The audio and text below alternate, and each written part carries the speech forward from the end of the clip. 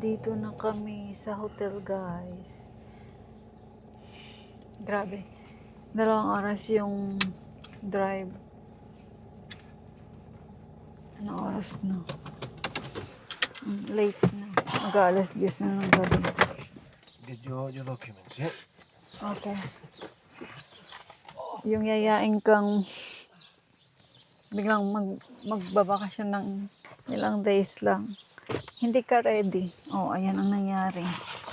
Walang kagamit-gamit. Kainis. Magdesisyon 1 day lang ang pagitan. Tapos wala pa naman akong gamit doon sa bahay ng amo ko. Kaya ito. Ayan. Dito na kami, guys. Ayan na, guys. Yung kasama kong broho nandun na. Nauna na. Ayan na. Agoy. Yung kanyang katakot yung pintuan. Lumalagit. Net. Ayan na. Sige. Tignan mo yung bit-bit niya. Parang basurahan. Hindi ko alam kung nabalik ba yung card ko sa akin. It's freaky, yeah? The corridor, eh? Sabi niya, nakakatakot daw yung hallway ng hotel. Kasi tignan niyo naman, guys. Nakakatakot nga. Puro lahat, dark color siya. Wood, ganyan. Yan. Ang layo ng aming hotel room. Kainis kasi bigla-biglaan siyang desisyon na magbabakasyon. 2 days lang naman to, guys. Yung ako ang naisip niya. Gusto niya Quickly! Wait! The door is closing.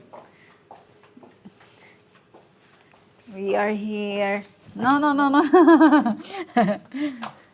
Yan, nandito na yung aming hotel room.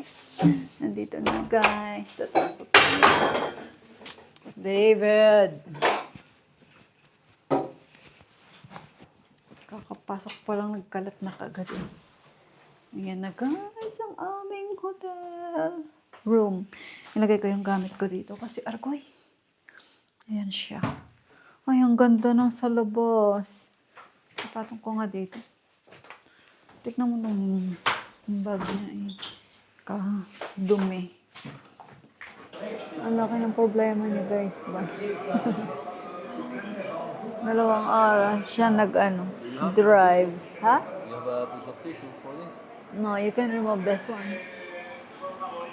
No, baby, because we need it now for the food. So, Wait, take this. but it's not gross, it's just a chewing gum. Hey. Tignan mo, kababoy.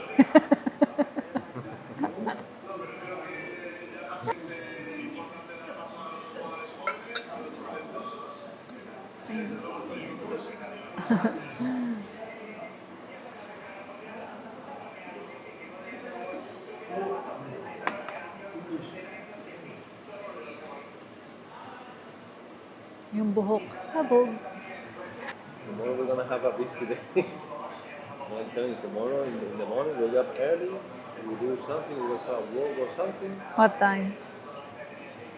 The earlier the better. 4 o'clock?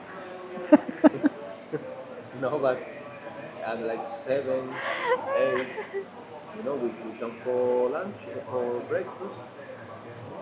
We have a good breakfast and then we have the breakfast at 8. If we can be at 8, even better. There is no many people. We have the breakfast and we go for a walk. Okay.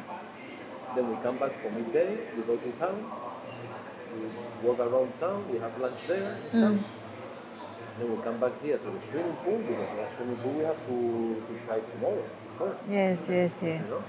And instead of having a rest in the room, we rest in the swimming pool. Mm-hmm. And Okay. then in the afternoon, we go, we have a shower, and maybe we go back to the town if we see something nice, or we go another walk. But we have to be busy all day, yeah? Okay. Gabi na. Ayun, alas 10. Alas 10:09 na siya. Hindi na maganda kumain ng madami kung ganitong oras na.